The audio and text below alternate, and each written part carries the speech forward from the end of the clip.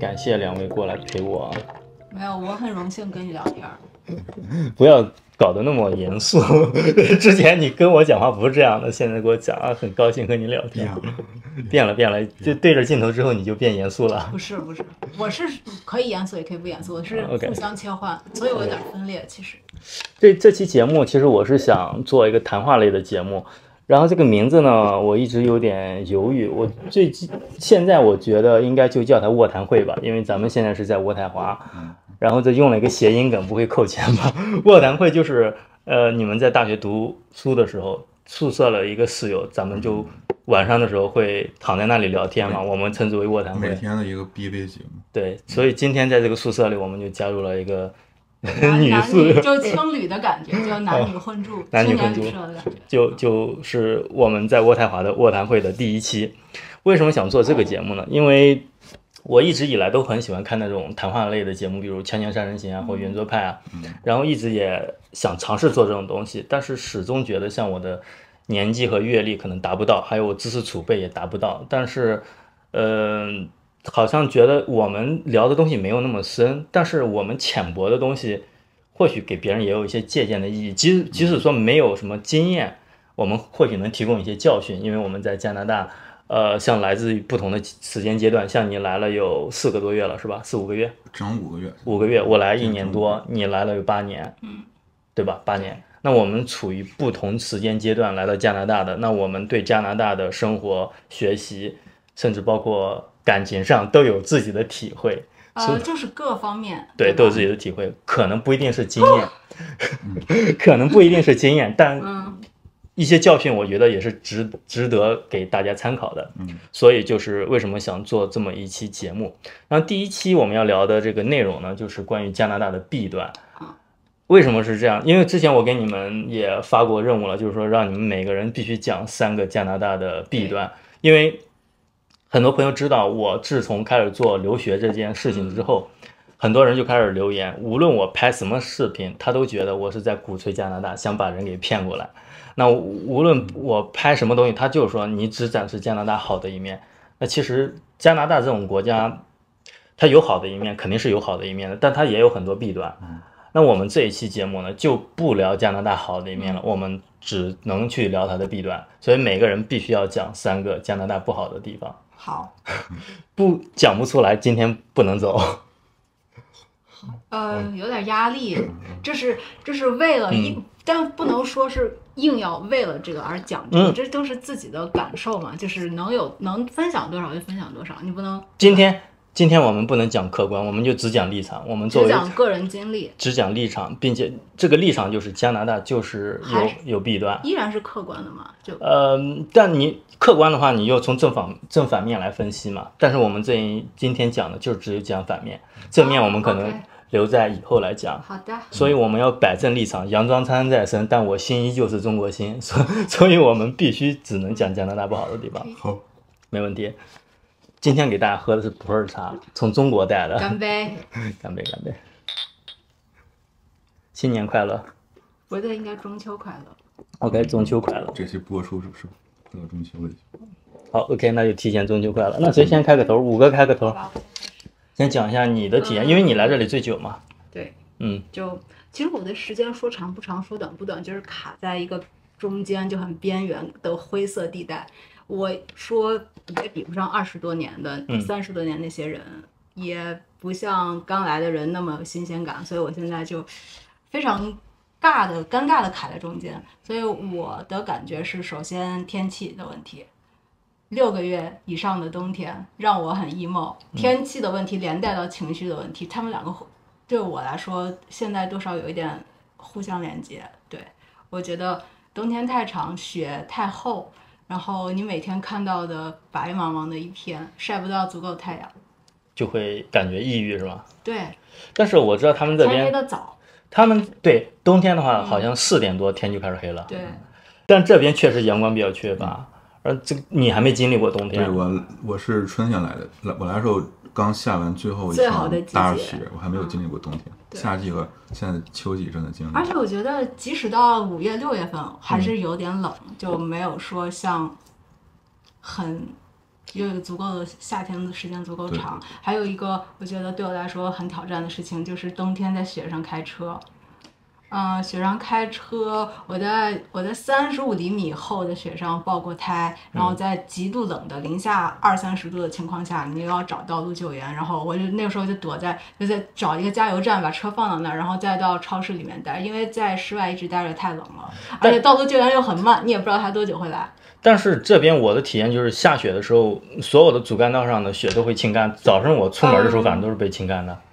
如果你需要很早上班，像7、8点这样子，其实有的小区的路是没有清干的，主干道没问题，就是有的小区的路会造成你的驾驶障碍。对，小区的它会清的比较晚，它可能优先清理这个高速公路和主干道。是。我是今年年初买的车，大概1、2月份，那时候还在下大雪嘛，我就从我这小区出去的时候，因为你要转弯的时候，你要给主行的那个车让位置嘛，所以我一般转弯可能就会比较快，尽快的转过去。那时候下雪，小区的那个路的雪是没有清理干净的，然后我一踩油门，直接我的车就全部滑向人行道了，飘上去。之前从来也没有在雪上开过车，没有经验，遇到这种情况我就踩刹车嘛，一踩刹车，整个车就是斜上去了。还好那时候早上也比较早，就是人行道也没有人，旁边也没有树，后面一排车都停下来了。然后我就给车给倒回来了，搞得很尴尬。然后那时候我刚买车1周，我就遇到这种事情了。所以这个冬天在这边开车确实是需要注意安全。对新手司机来，像我这种新手司机来说，你都8年了，你还新手司机？我在这开车没有8年呀，对吧？我在这开车3年多。然后还想吐槽的是市场，就是通胀非常的可怕和严重。所有东西都在涨，除了工资以外。然后我也跟我的同事们聊过，他们是本地人，就是他们也感受到前所未有的危机压力，就是生活压力非常的大。你的贷款、你的房子，然后所有的东西你自己养不过来，即使可能一个家庭就是不管你是一个家庭还是你是单身来说，其实在这边的现在的生存市场还是有一定的压力的。相比2020年之前，我觉得这儿有点已经像是2个世界的感觉。很多人都跟我说，之前的加拿大你过来还是挺舒服的，但是近些年之后你过来，其实生活质量可能在下降，不断在下降。那你来这边4、5个月，你有啥体会？我体会最深的第一点就是物价，跟他说的其实你换一个了，物价我已经说过了。可以继续讲吧。物价的话，我还是讲一下，就是因为刚来的时候要买很多东西，采购很多东西，然后基本上就是你把这儿能买到东西跟国内一样的东西一对比，你会发现就是算上汇率，算上税的话要贵好多。对，你都习惯性的去乘以5，对吧？对，我现在1年多了，我去买东西我都是要乘以5，换算成人民币你就觉得太贵了，很多东西都太贵了。现在因为刚来，就是花的都是自己国内带来的一些积蓄，还没有挣这边的工资，所以没有办法，你只能乘以5。一乘以5的话，发现很多东西其实都要贵很多。像上次有一次去同学家吃火锅，我在超市结账，我把所有东西，我强迫症，我把所有东西买了菜什么的，就光是菜，我负责买蔬菜，没有肉类，整齐的摆在超市那个结账收银台那上面，我拍张照片发给我国内的同事，他就把上面所有每样东西在美团买菜上找着一样的克数呀、品类都差不多，然后算了一下，我买那一堆菜是48刀，他在国内在美团买菜买一样的菜的话，人民币差不多120块钱。唯一比国内便宜就是那个西瓜，这儿西瓜是按个卖的，那个西瓜是5刀，赶上降价5刀。它在国内可能就是那么大西瓜要比就是这个5刀乘以5才20多块钱，可能比这个贵一些，其他全比国内贵。这是最直观的感受是物价。另外一个就是买东西的话，除了贵，有东西不是那么方便的买。国内的话，因为网购太方便了，来加拿大之后的话，发现网购的渠道怎么说，就是渠道也有，其实某种意义上说，网购的渠道也很丰富，但是它真是不如国内那么方便。我在这儿买一些，就是我买一些电脑或者是其他东西上的配件的话，我从亚马逊买，它的然后就是贵就不说了，然后送货的话，慢一点的可能有个4、5天，甚至有些东西它在你买的时候会显示差不多是1周或者10几天才到。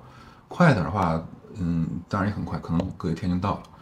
然后，另外就是我在亚马逊上买东西，我已经经历过3次不同的退货的方式，有上门取的，有去附近的便利店退货，有去附近的一些比较大的那种市场里面退货。你去退货，为什么要退货？因为就是我买的东西，我觉得不合适，对，不合适，我想退掉。这种话在国内其实一般会有快递员上门来，对，他上门取，这边退很麻烦是吧？很麻烦，因为那个人力这边的人没有国内那么多，所以人力短缺是一个问题，所以才会很就这个成本其实就摊在了人力上。对，我在这边我来1年，我就只网购过1次，我觉得这边网购挺麻烦的。它首先对它运过来很麻烦，其次的话就是我如果觉得不合适，我想退，肯定不像国内什么有运费险什么这种东西，它还上门取件，这个你要去指定的网点。对，其实一般它这网点离住的地方还挺远的，你还要开车开过去，所以挺麻烦的。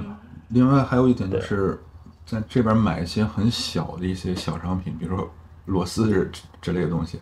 我之前想给我的吉他上配一个小螺丝，特别小螺丝，我去线下店，加拿大那个很大那个叫 Home Depot， 对，那个店里面有各种各样的装修用的材料，五金件、电子元器件。我去找我要那个螺丝，发现他那儿最小的螺丝让我比我要用那个螺丝要大1号，再小就没有了。我就很沮丧，很难买。然后我把我能想到的所有渠道、所有网站我都看了一遍，就没有那么小。但是那个东西在淘宝上你一搜，2块钱100个，还包邮。对，但是只能在国内包邮。你如果再运过来，那实在是太不合算。这边其实购物最合适的方式是你开着车去一个大的超市商场，大批量采购拉回去，是这样其实最合适。对，我发现我来这边就几乎没怎么网购，我生活所需的东西都是开车去到那个商场里边去买。在国内，我感觉已经好多年没有这样去实体店去购物过了。国内网购现在很多，对，很方便，网购很方便。这边的话，你就是需要去高速公路开个10几20分钟去到店里边，然后再去买。他们这边好像这个更多是实体店线下的消费更多一些。我发现他们这边的商业区就是跟那个住宅区分的还挺明显的，就是它那个商业区就是很明显，就是所有的东西都集中在这一块儿。然后住宅区的话就没有什么，就是住宅区，对，没有大商场。那像我们家旁边这个就只有一排小平房，然后有几个简单的什么那个什么 shoppers， 然后这种什么印度人的餐馆，就只有一排小平房，就有点像我们之前的供销社一样，就是家旁边有几个这种小房间。你要真的想买大件的东西，像你要逛什么牌子店呀，什么迪卡侬啊，什么优衣库啊，你就要开车10几20分钟去到他们那个商业聚集区去，往那个商圈里头跑。对，其实它这商圈也并不多，我觉得其实，在渥太华也算是加拿大第4还是第5大城市了，算得上。对，但它这个商圈的话，离我这边最近的好像也要开个10几分钟才能到。我没车的，我坐公交，我从我住那儿到附近的一个商圈，比较大的一个商圈，有大商场、电影院什么的这种地方，坐公交的话得50分钟，但是如果开车的话很近10分钟就可以到。所以你说坐公交这个问题，就我要吐槽的一个点，就是他们这边的公共交通是真的非常糟糕。对，就如果你没有车的话，你在北美，当然我不知道美国啊，当然你至少在加拿大，你没有车，你是生活非常多障碍的。是，我在刚来的前半年是没有车的，就比如我要去旁边的加蒂诺去拍点东西，我坐公交可能都要1个半小时往上。我看过你那期视频，坐公交去拍的。对，要坐1个半小时，要来回的倒车，非常麻烦，并且尤其是在冬天，在外面它那一个小棚子，它又没有那个密闭，也没有暖气，你在那里去等半个小时是非常痛苦的，也就能挡个雨，那完全挡不住风。它这边的风北极圈来的，那非常刺骨的，对，特别冷。对，然后你想他们这边有小程序嘛，看那个公交车大概是可能半小时一班，如果是周末的话，可能就要1小时一班。但那个时间很不准。对，有可能有时候就是它显示已经来了，但其实车并没有，那你就要再等半个小时或再等1个小时，非常痛苦。因为冬天的时候非常绝望，所以这边的公交系统是非常，我觉得值得吐槽的一个点。是，另外就是我已经上学上了1个学期了，有一些课的老师，我还是觉得就是他们讲课的方式，在我看来并不是那么的好，并没有起到那么好的给人能够授课的效果。比如说有一些课，我们上一期6门课，我差不多感觉得有3门讲的，在我看来都是一般的。还有一门课是给我们讲平面设计的理论的课，那个老师给人的感觉就是他很不享受这个讲课的过程。他上课的时候就是双眼盯着地面，然后就是双眼盯着地面。对，双眼盯着地面。他是兼职老师吗？他是兼职老师。兼职老师跟全职老师的水平是不一样的，因为他们受的保障福利是不一样的。他们就来混日子。对。你首先你得给大家介绍你是读什么的，就读什么专业的。我现在是在渥太华的一所 college，读的我这个专业叫交互媒体设计，学的东西很杂，它是一个综合性比较强的一个专业，既不是一个纯艺术设计类专业，也不是一个纯理工类专业。我们要学编程，学网页开发，我们也要学各种的设计，比如平面设计、摄影、视频的制作、UI 和用户交互的这种设计。就是一个挺杂的一个专业，什么都学，所以那你总的觉得你学到东西了吗？在你们学校里学东西的话，我上期我对我自己，从自己的感受来说，我学到的最有用的是学编程、学网页开发。这个我之前是零基础，虽然我是理工科这种多大学出身，但是我编程真不会。上一期那个老师讲的很好。所以就是讲的好的也有，讲的不好也有，差距很大。讲的好那老师确实可以带着我入门。但是其他课的话讲的都感觉差一些。你像摄影，因为我摄影是我一个很主要的一个爱好，我拿这个稍微挣过点钱。摄影的话，我感觉那个老师讲的就很一般，他把那个课讲成了一个数学课。课上带我们算光圈、快门、ISO， 算这些数，很理论。对，光圈多大，快门多大，然后把另外一个值变了，那另外2个值要怎么改，全是一个数学课，他会讲成这样。你感觉你读书的时候在这里学到东西没有？其实第1个学期我挺懵的，因为我读书的时候大部分的东西是语言的东西，要读的写的就很多。其实读书的时候跟之后工作用到的东西，我觉得没有很多。其实，在工作当中你学到的东西是更多的。对，这是必然的。对，是。无论是在国内国外，我觉得都一样的。学校里教的东西，可能你在现实生活中不能直接就能运用出来，可能还是得在工作中去学习。因为我在这边读的是硕士嘛，我读的是法律硕士，都是搞理论，都是教你各种学说，这家学说怎么说，那家学说怎么说。那我在工作中其实用不到这种东西的，他们是搞学术研究的。反正我是觉得我读了一个在加拿大读了这个项目，我是基本上没有学到啥东西。所以这边的教育，你要说它质量问题，可能有你说的这种问题，有一些兼职的教授可能没有那么用心。但如果你要想搞学术，好像来加拿大没有人搞学术吧？对。然后这边我想吐槽的就是关于这边的医疗问题，你可能还没有很深的体会，因为我是本身就有一些胃病，是在国内遗留下来的老毛病了，就是之前在国内做律师嘛，经常出差去不同的国家啊，不是不是国家啊，已经开始开车，有一点飘了，不是去不同的国家，去不同的城市去出差去开庭。你坐那个火车坐飞机的话，你又没有办法正点吃饭嘛，然后就饥一顿饱一顿的，然后这个胃就不行了，并且实话实说，确实有些压力，并且焦虑。医生就说你胃病就是因为你的这个焦虑引起的，它会导致消化道的一些疾病嘛。所以在国内最严重的时候，就吃完饭之后就会呕吐，就过来之后就也愈发严重了。然后那段时间呢，我就开始约医生去看一下怎么回事。我在国内也看过，因为我知道这边医疗很慢，我国内能做的检查都做了，就做什么胃镜啊、什么 CT 啊，我各种方面都做了，没查出来什么问题。然后就说有个浅表性胃炎，然后吃了一段时间的那个什么胃药也没有好转。过来之后，我想来这边看看他们会有什么不一样的这个见解。首先是我们学校的校医院那个系统。就是预约系统根本就是约不上，就他每天只有定点的8点钟那段时间你可以约，时间一久了之后就没号了，所以我就每天定个闹钟8点去约，好不容易约上了，去了之后他就给你问了5分钟，然后就是给我开了个单子去做个胃镜，然后我又去约胃镜，又约了2个月，好不容易去约上了，然后呢，他说你这个保险不能直接划扣，你要自己垫付。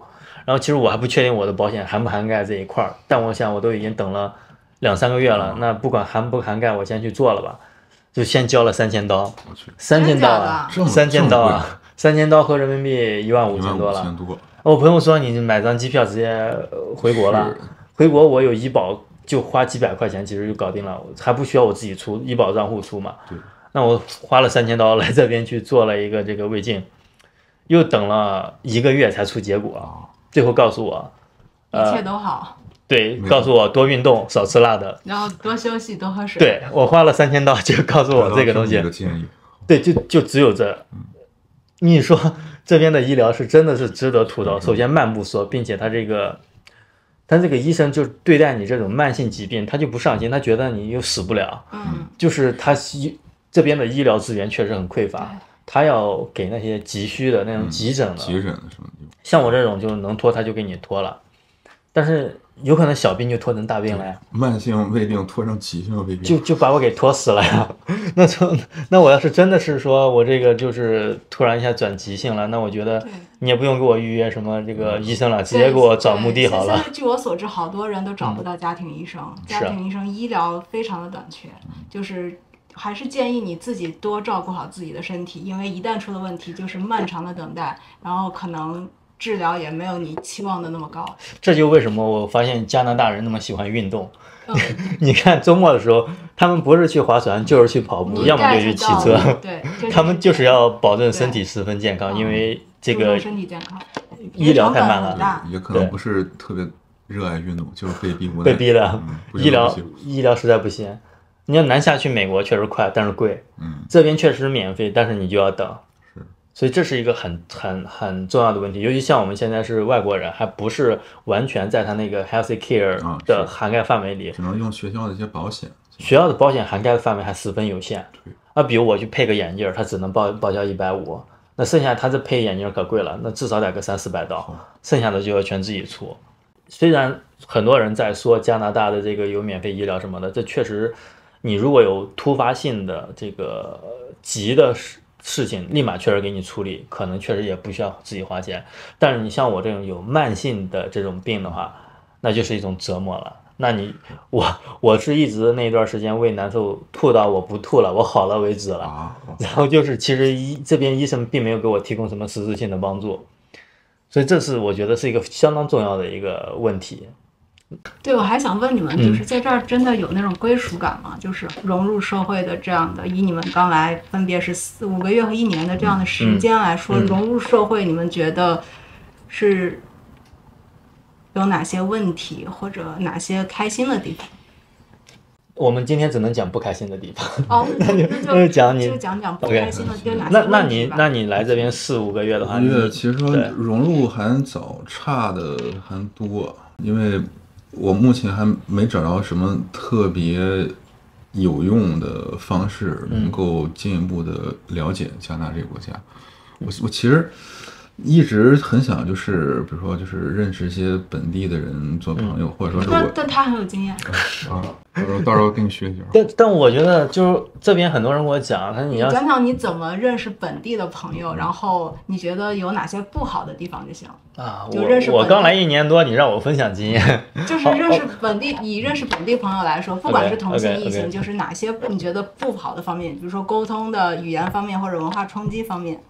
对，行，我觉得认识当地人可能对我们来说，尤其是刚来这边的，无论是学生啊，还是工作，还是新移民，最大的可能就是语言障碍嘛。对。那像如果我们在国内的话，像我们也接受过一定的教育，肯定聊天什么的，不说是风趣幽默吧，也至少是侃侃而谈，对吧？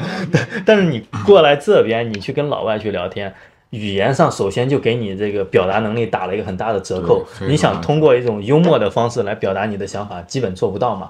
你就用最简单的语言。分场合吧，我觉得。你不是在有些场合也蛮擅长的？那也不是，我觉得只表现出来我功力的3成吧。因为语言的限制。对，语言的限制嘛，就是语言是一个对，所以语言是一个很大的问题。但我觉得它不是一个永久性的问题，它是通过时间的累积，你是逐渐可以克服的。就比如我现在的这个状态，我感觉比我刚来的时候要好很多。那就好，这是一个很有信心的一个。对，我刚来的时候，我去沃尔玛买东西，我都不知道怎么和店员去交流。但是现在的话，你让我出去跟一个加拿大的一个朋友出去聊天约会，就是男生女生都可以对，我去聊个2个小时3个小时是没有太大问题的，因为他知道你们是外国人，你不可能做到就是讲话没有任何错误嘛，但只要能传达出来这个意思，他能理解，这个对话就能继续下去。所以你也不用苛刻自己的发音有多标准，自己的语法有多正确，其实你能把你这个整个句子里边的主要单词能给蹦出来，他就能了解了。所以主要我觉得还有一个问题就是你要自信。那今天大家要吐槽就这么多吗？那这个万恶的这个资本主义国家就这么点儿值得吐槽的？不是，如果你要说一直做下去，对，如果你要不停的话，可能聊不完的。一直都聊。好，那我们今天就暂且放过加拿大，好不好？那我们就今天就先吐槽这次，之后会继续。那我们就是每一期就聊一个不同的话题嘛。这一期就是吐槽加拿大，下一期聊什么？就是网友们可以在评论区留言，就大家想听到什么关于加拿大的话题，那我就会继续找2位，或者是找其他更贴合这个主题的人过来，然后继续聊。但是我不确定这个系列大家是不是能喜欢，或者能不能继续做下去，那就先做2期试一试水。OK， 可以。好，那我们这一期就聊到这里。好，拜拜。OK。